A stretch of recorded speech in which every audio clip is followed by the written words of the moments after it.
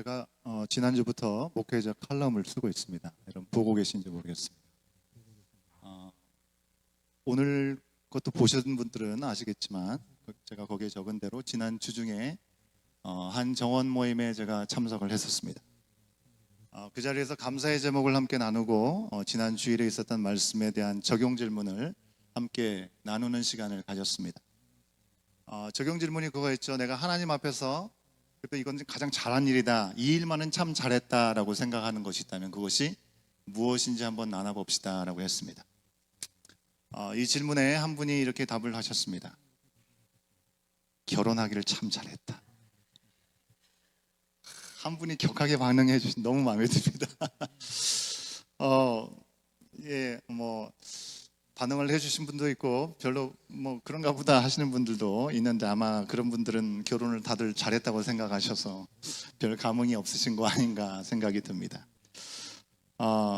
참고로 제가 방문했던 그 정원 가족들은 그래도 연배가 좀 있으신, 연세가 있으신 분들이 모이는 정원이었습니다.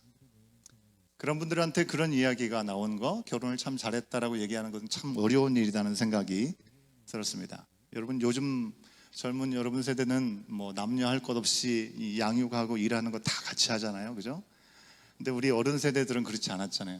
남자가 하는 일은 밖에서 하는 일, 여자가 하는 일은 안에서 살림하고 아이들 양육하는 일, 그렇게 살아오셨기 때문에 또 이민을 와서는 또 사회에서도 일을 해야 되는 상황이 있으심에도 불구하고 또 그런 삶의 스타일들을 바꾸기가 쉽지 않기 때문에 우리 여성분들 일도 하고 육아도 하고 또 살림도 살고 참 정말 리스펙트 할 수밖에 없는 부분이 참 많다라는 생각을 합니다.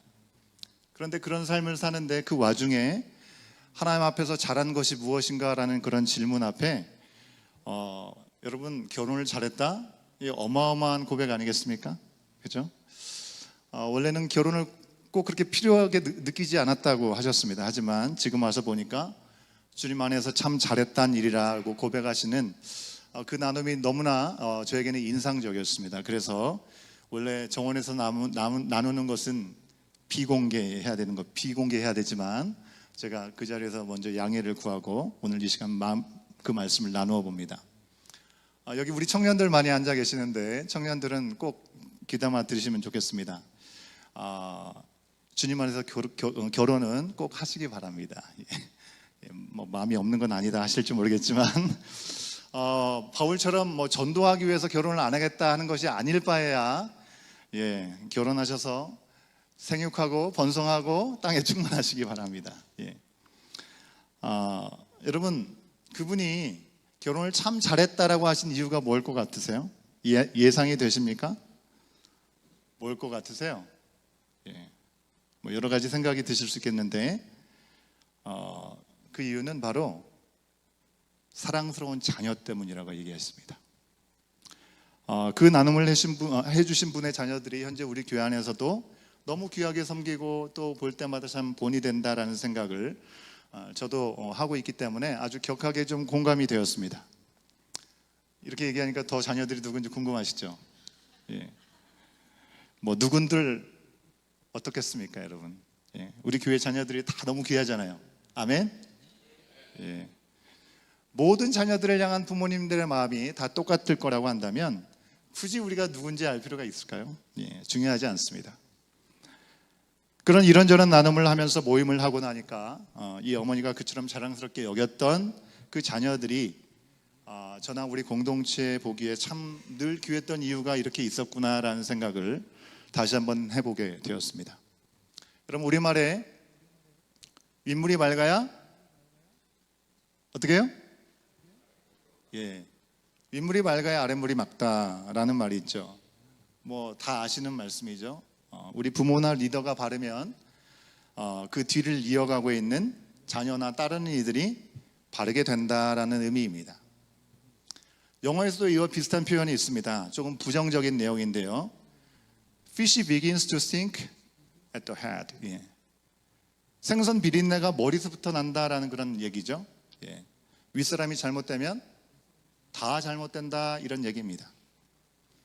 여러분, 그러니 우리 부모님들 가운데 우리 아이가 왜 이럴까라는 고민이 드신다면 자기 자신을 먼저 돌아보는 게 중요할 것 같습니다. 반대로 부모가 늘 말씀 안에서 하나님을 경외하고 무릎으로 기도하시는 분이라면 그런 자녀들은 지금 눈에 보이는 성장 과정 가운데 때로 어려움이 있고 뭔가 이런저런 이 갈등과 스트러글이 있을지라도 반드시 맑은 윗물 같은 부모님을 본받아서 주의 자녀로 자라게 될 줄로 믿습니다. 제가 말씀을 전하기에 앞서서 이런 이야기를 나누는 이유는 오늘 말씀과 깊은 관계가 있기 때문에 그렇습니다. 오늘 말씀은 유다와 아사랴의 이야기를 우리 가운데 보여주고 그렇게 시작하고 있습니다.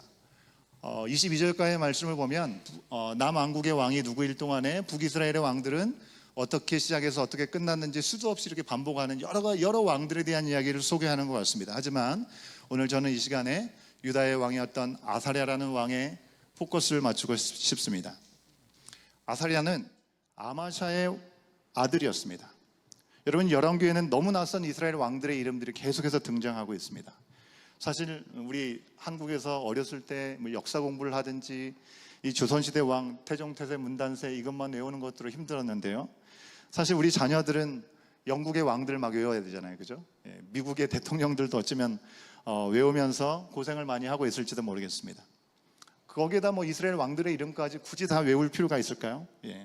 다 못 외워도 상관없습니다. 다만 그들의 삶과 그들의 신앙을 통해서 하나님께서 우리 가운데 어떤 모습이 필요한지를 말씀하시는 것 좀 돌아볼 수 있는 그런 시간들이 있으면 참 좋겠습니다.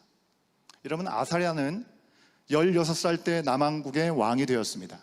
그의 어머니는 예루살렘 출신이라고 우리 가운데 알려주고 있습니다. 여러분, 왕들의 이야기에서 그의 어머니가 어디 출신인가를 아는 것은 참으로 중요합니다. 얼마 전까지 우리가 자주 언급했던 북이스라엘의 제일 악했던 왕 아합, 이응 희응 기억하죠? 아합 왕. 이 아합 왕의 경우는 이방 여인을 왕비로 맞아들이면서 아합 자신뿐만 아니라 북이스라엘 나라가 하나님에게서 점점 멀어지고 그리고 우상을 적극적으로 섬기게 되는 계기가 되었다는 사실을 우리가 살펴볼 수 있었죠.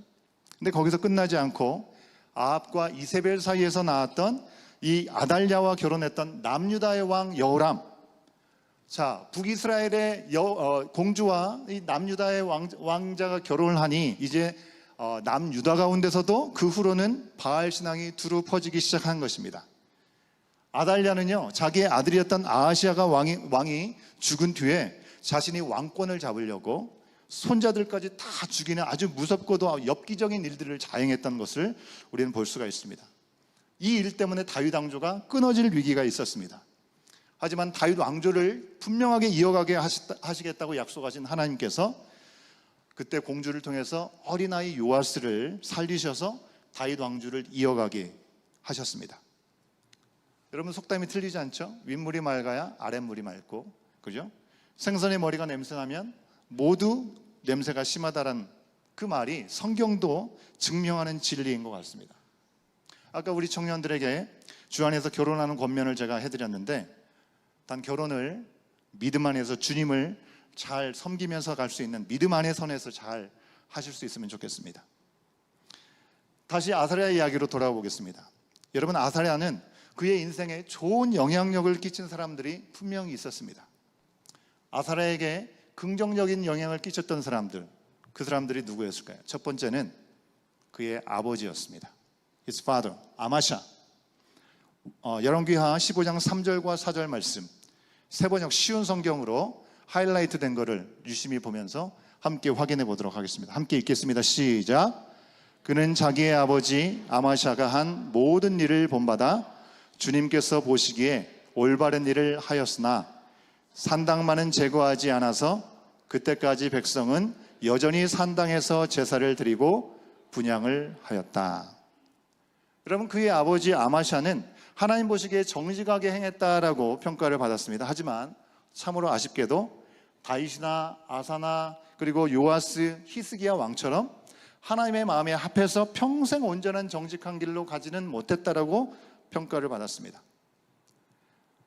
앞선 14장 3절과 4절 말씀도 우리가 같이 한번 확인해 보겠습니다. 14장 3절과 4절 말씀 세 번역으로 같이 확인해 봅니다. 시작.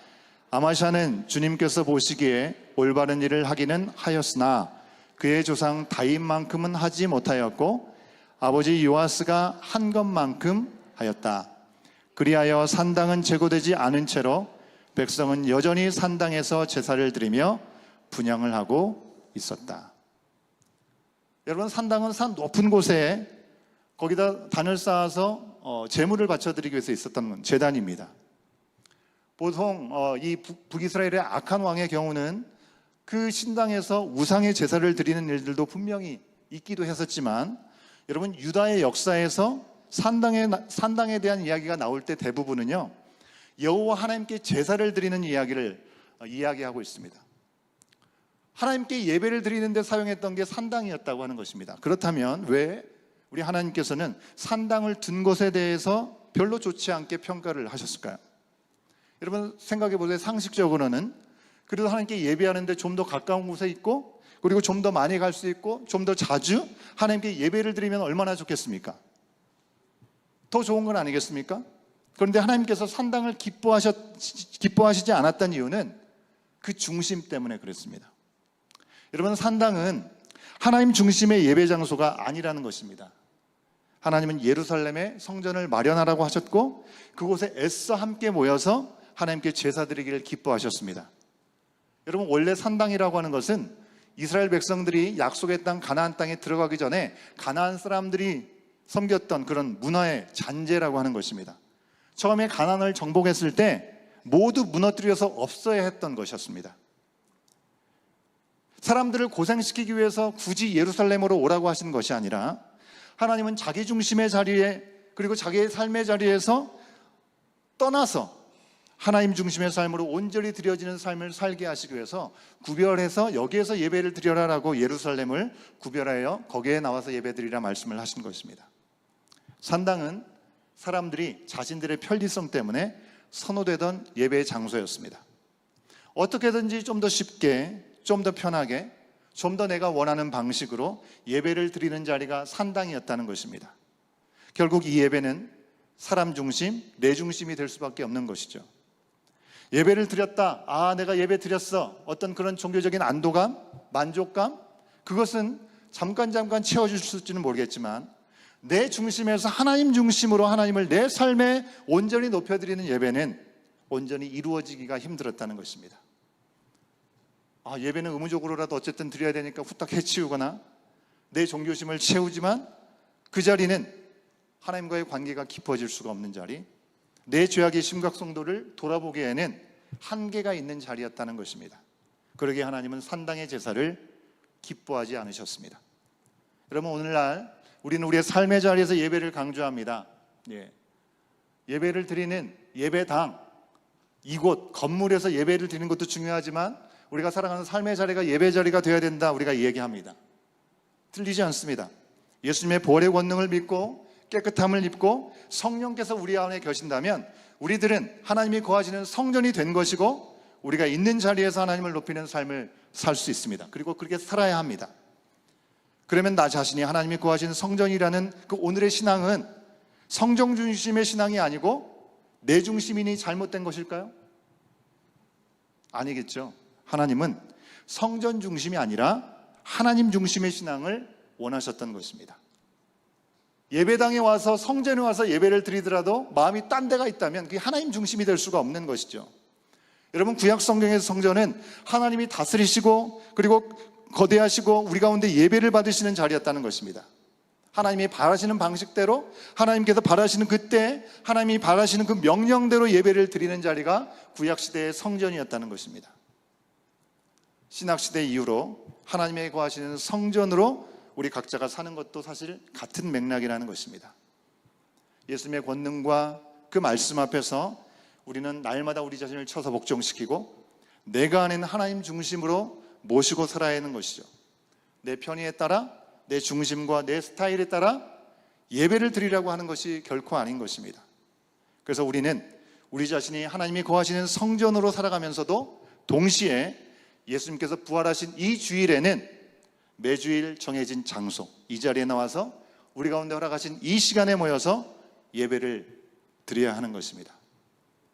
여전히 나의 삶의 주인은 하나님이시고 예배의 중심에 누가 계신가를 확인하는 자리가 바로 이 자리가 될 수 있는 것입니다. 어떤 사람들은 나는 예수 믿으면 됐지, 아무런 문제 없는데 굳이 내가 예배 자리까지 나가서 예배를 드려야 돼? 그렇게 말합니다. 만약에 그렇게 말씀하신 분이 믿음의 중심이 있어서 믿으신다면 참 다행스러운 일입니다. 하지만 일주일에 몇 시간을 구별할 수 없을 정도로 정말 예수님이 내 삶의 주인이라고 믿고 영접한 것인지는 돌아볼 필요가 있다고 하는 것입니다. 여러분, 실제로 교회 가면 예기치 않은 여러 관계들의 문제가 있어서 교회 나가서 그 사람 보기 싫을 때가 있습니다. 교회 가면 또 봉사도 여러 가지 일들도 해야 합니다. 쉽지 않은 게 현실적인 모습이 있습니다. 하지만 교회라는 그리스도의 몸된 공동체를 우리가 디자인하는 것이 아니라 하나님께서 디자인하셔서 하나님은 공동체를 통해 지금도 말씀하시고 지금도 일하고 계십니다. 여러분, 역사 속에서 교회들 정말 많은 문제들이 있었습니다. 그럼에도 불구하고 여전히 하나님은 교회를 통해서 일하고 계십니다. 처음 교회가 시작될 때 이렇게 어마어마하게 큰 교회들이 아니었죠. 각 가장마다에서 모여서 예배를 함께 드리고 식탁의 교제를 나누고 그리고 함께 모여서 하나님을 찬미하는 그 모습이 바로 교회의 시작이었고 예배의 시작이었습니다. 우리는 초대교회, 아니 신약교회, 처음 교회가 세워졌던 하나님께서 원하셨던 교회의 모습들을 잘 회복하자고 정원 모임도 정원이 교회가 되도록 합시다. 정원이 복음 전도의 자리가 되도록 합시다라고 말씀을 나누고 그런 삶으로 나가자고 얘기를 하고 있는 것이죠. 그런 가운데 함께 모이는 주일 예배를 드리고 있는 것이죠. 바로 그렇게 함으로써 더 많은 사람들이 주님께로 돌아오게 하나님은 하셨고 하실 것입니다.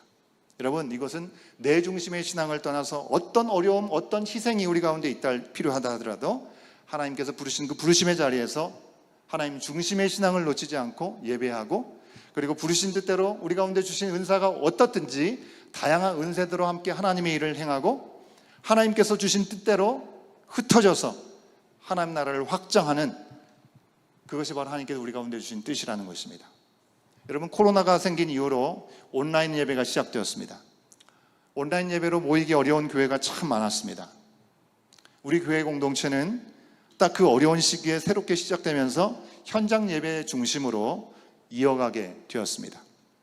하지만 여전히 많은 교회들이 그 상황에 후폭풍을 계속 맞으면서 많은 어려움들이 있습니다. 한국교회 많은 교회들이 교회 학교 교사들이 있는데 아이들이 없다라고 합니다. 사실 코로나 시기에 온라인으로라도 예배를 드려서 예배를 이어가려고 했던 마음은 그 온라인 예배는 하나님 중심의 예배임에 분명합니다. 우리가 함께 한 사람도 두 사람도 네 사람도 모일 수 없게 격리해서 살아야 된다고 했을 때 어떻게 우리가 예배를 드릴 것인가? 우리의 중심을 다해서 온라인으로라도 예배를 하나님께 온전히 드리자, 너무나 중요했던 생각이었습니다. 물론 그 가운데 우리의 연약함도 다 드러났죠. 집에서 온라인으로 들으면서 잠옷바람에 예배를 드릴 때도 있고, 그죠? 영상 틀어놓고 밥 먹으면서 드릴 때도 있고, 하지만 그래도 적어도 하나님을 향한 예배는 멈출 수 없다. 그러한 하나님 중심의 삶이 분명히 있었습니다. 그러나 코로나가 마치고 다 모일 수 있는데도 불구하고 나의 편리 때문에 온라인으로 예배를 드리는, 살짝 물론 이 전염이 되면 안 되겠다라는 우려 때문도 있지만 살짝 감기만 걸려도 온라인 예배를 드리고 어디 놀러 가느라 온라인 예배를 드리는 것은 내 중심 예배, 산당의 제사가 될 수밖에 없는 모습이라고 하는 것입니다. 여러분, 이스라엘 역사에서 원래 산당은 가나안 문화로 다 없애야 될 대상이라고 말씀드렸습니다. 하지만 성전 건축 이전에 솔로몬 왕도요, 산당에서 예배드린 기록이 성경에 남아 있습니다. 여러분 기억하시죠? 1천 번제를 드린 곳은 기브온 산당이었습니다. 성경은 솔로몬이 다윗의 법도 잘 따랐지만 산당에서 예배했다고 아쉬워하는 표현을 쓰고 기록하고 있습니다. 그러나 그 예배는 편안함을 위한 산당에서 드린 예배가 아니라 하나님께 중심을 다해 드리는 예배를 위해서 재물이 너무 많아서 넓은 큰 공간이 필요해서 그곳에서 드린 예배였다고 하는 것입니다. 그러기에 하나님은 솔로몬의 예배를 받으시고 그에게 더하여 지혜까지 축복으로 주셨습니다. 그러나 성전이 지어진 후에 산당에서의 제사는 더 이상 핑계할 수 없는 부분이라는 것입니다. 이후에 유다의 왕들은요, 민심 때문에 사람들의 눈치를 봐서 그런지 정직한 왕들도 산당까지는 제거하지 못했다고 말씀합니다. 여러분, 좋은 습관 만들기는 어렵지만 나쁜 습관은 만들기가 너무도 쉽습니다. 그렇죠? 아마샤도 아마 2% 부족하게도 산당을 없애지 못했습니다.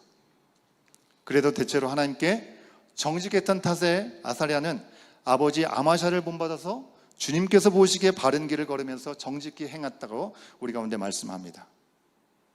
여러분, 아마샤는 하나님께 마음을 다해서 다윗의 길을 걷지는 못한 탓에 말년은 조금 부끄러워졌습니다. 에돔과의 전쟁이 있었습니다. 에돔과 전쟁에서 이겼다고 해서 교만해져서 북이스라엘에게 전쟁을 걸게 되죠. 그랬다가 크게 지고 다 빼앗기고 자기도 붙잡히다고 망신을 당하게 되는 일이 있었습니다. 결국 한참 후에 유다 내에서 반역으로 죽게 됩니다. 그것이 오늘 주인공 아사랴의 아버지 아마샤의 모습이었습니다. 이 아마샤의 아들 아사랴도 그의 영향으로, 그 아버지의 영향으로 정직하게 행하긴 했는데 산당을 제거하지는 못했습니다. 아버지와 크게 다르지 않게 말년도 좀 부끄러웠습니다. 나병에 걸려서 왕이었음에도 불구하고 별궁에 머물다가 그렇게 죽게 되었습니다. 여러분, 그가 왜 나병에 걸린지 아십니까? 우리가 읽는 열왕기서에서는 하에서는 구체적으로 나오지 않습니다. 하지만 같은 내용을 기록하고 있는 역대하 26장 16절 말씀을 보면 거기서는 아사랴를 우시야라고 이름을 바꿔서 이야기를 합니다. 그는 힘을 좀 얻은 후에 교만해지고 말았습니다. 어쩌면 아버지의 길을 이렇게 똑같이 닮아가는지 모르겠습니다. 좋은 것만 닮으면 좋겠는데 나쁜 것까지 그대로 닮았습니다. 역대하의 내용을 보니까 아사랴는 업적이 정말 많았습니다. 암몬에게 조공을 받을 정도로 나라가 강건해졌고요, 애굽의 변방에게도 좋은 소문이 났었습니다. 망대를 세우고 물 웅덩이를 파고 가축을 많이 기르게 하고 농업도 번영을 이루게 한 사람이었습니다. 자기의 지휘하에 이 군대도 든든하게 양성하고 각종 군사 장비도 잘 보강을 하고 무기도 고안해내고 만들고 배치까지 했습니다. 여러분, 군사적으로나 백성들의 삶의 질을 향상시키는데 아주 큰 기여를 했던 왕이었습니다. 성경은 이 모든 업적이 하나님께서 그를 도우셨기 때문에 가능했다라고 기록하고 있습니다. 그런데 아쉽게도 그때부터 그는 교만해지기 시작했습니다. 힘 좀 얻고 보니까 누구도 피해가기 힘든 교만이라는 병에 걸린 것입니다. 그래서 어떤 일을 했냐면 성전에 들어가서 분향을 하는 것은 제사장들만이 하는 것이죠. 근데 왕인 자신이 하겠다라고 성전에 들어간 것입니다. 80명의 제사장들이 말린데도 불구하고 화를 내고 분향을 하려고 하다가 그만 나병에 걸리게 된 것입니다. 죽을 때까지 뒷방 별궁에서 살면서 비참하게 최후를 맞이하게 되었습니다. 그리고 그 아들이 대신해서 섭정을 하게 된 것이죠. 여러분, 원래 제목은 아사랴에게 좋은 영향을 끼친 사람이라고 제가 말씀드렸는데 나쁜 이야기까지 여기서 다 나와버렸습니다. 여러분, 그게 현실이라는 것입니다. 아무튼 아사랴 왕은 아버지 아마샤에게 좋은 영향도 분명히 받았습니다. 그래서 악한 왕이 아니라 좋은 왕이긴 했는데 그렇지만 아쉬운 부분도 있었다라고 평가를 받았습니다. 두 번째, 영적인 인도자가 그에게는 있었습니다. 오늘 본문에는 나오지 않지만 역대하 26장 말씀에는 아사랴를 이끌어준 스가랴, 영적 지도자 스가랴가 등장하고 있습니다. 여러분, 오늘 말씀에 나오는 북이스라엘의 왕 스가랴가 아닙니다. 헷갈리지 마시기 바랍니다. 지난 묵상 말씀 중에 나온 대로 유다의 요아스 왕에게는 여호야다라는 제사장이 있어서 영적인 지도자가 있어서 여호야다가 있을 동안에는 이 요아스가 아주 주님 앞에 멋지게 쓰임을 받았습니다. 그랬던 것처럼 아사랴는 스가랴라는 영적 지도자가 살아있는 동안에 하나님의 뜻을 찾고 모든 것을 잘 처리하게 되었습니다. 역대하 26장 5절에 있는 말씀 세 번역으로 같이 한번 확인해 볼까요? 함께 확인합니다. 시작. 그의 곁에는 하나님을 경외하도록 가르쳐주는 스가랴가 있었는데 스가랴가 살아있는 동안 우시야는 하나님의 뜻을 찾았다. 그가 주님의 뜻을 찾는 동안은 하나님께서 그가 하는 일마다 잘되게 하여 주셨다. 그렇죠? 그런데 그 뒤로 나오는 내용들을 쭉 보면요, 또 그러나가 계속해서 나옵니다. 참으로 안타까운 이야기입니다. 결국 사람의 영향력의 한계를 우리는 이 말씀에서 보게 되죠. 아사랴의 아버지는 긍정적인 영향과 동시에 또 부정적인 영향을 끼쳤고요, 스가랴는 좋은 영향을 끼쳤지만 그는 신이 아닌 사람이었기 때문에 그가 살아생전에는 좋은 영향을 끼쳤지만 계속 아사랴를 이끌 수 있는 영원한 삶을 사는 인생은 아니었던 것이죠. 사랑하는 여러분, 여러분의 삶 가운데 좋은 영향을 끼쳤던 사람들은 누구입니까? 그리고 부정적인 영향을 여러분에게 준 사람 또한 누구입니까? 여러분에게도 어쩌면 긍정적인 영향과 부정적인 영향을 준 분이 바로 아사랴의 아마샤처럼 동일한 인물일지도 모르겠습니다. 하나님은 우리 가운데 선한 영향력을 줄 인도자를 허락하시지만 항상 선한 멘토와 같은 좋은 영향력을 끼칠 수 있는 사람들이 우리 곁에만 있는 것은 아니죠. 세상이 너무나 악하고 어두운 세상이다 보니 우리가 기대치 않았던 빌런 같은 사람들이 우리 주변에도 많습니다. 나쁜 영향을 주는 사람들도 많이 만나게 됩니다. 그러면 우리는 여러분 어떻게 해야 합니까? 그럼 우리는 누구를 따르면서 살아야 할까요? 히브리서 11장에서 많은 믿음의 사람을 소개해 주고 있습니다. 다 그 사람들을 소개한 후에 히브리서 기자는 12장 2절 말씀에서 이렇게 얘기합니다. 믿음의 주요 또 온전하게 하신 이인 예수를 바라보자. 그는 그 앞에 있는 기쁨을 위하여 십자가를 참으사 부끄러움을 개의치 아니하시더니 하나님 보좌 우편에 앉으셨느니라. 찬양팀은 나오시면 좋겠습니다. 여러분, 우리에게는 우리가 어느 순간이든지 실망하지 않고 온전하게 본받을 만한 완전한 본이 되신 예수님이 계십니다. 여러분, 이 성경을 예수님에 대해서 우리 가운데 알려줍니다. 그러기에 우리는 매일매일 말씀 앞에 우리 자신을 쳐서 복종시키며 성령 하나님, 나에게 깨닫게 하여 주시고 마음을 다스려 주셔서 우리의 삶의 자리에서 늘 본이 될 수 있는 삶의 자리에 나갈 수 있도록 인도하여 주시옵소서. 여러분, 우리가 예수님을 사랑하지 않고 믿지 않으면 결단코 따라갈 수가 없습니다. 이제 우리를 사랑하시고 우리 가운데 온전한 마음으로 인내하시며 함께 하신 예수님처럼 예수님의 말씀대로 우리 또한 살겠습니다. 우리의 마음을 다해서 헌신된 마음, 결단의 마음을 주님 앞에 드리면서 함께 주님 앞에서 나가는 시간 갖기를 원합니다.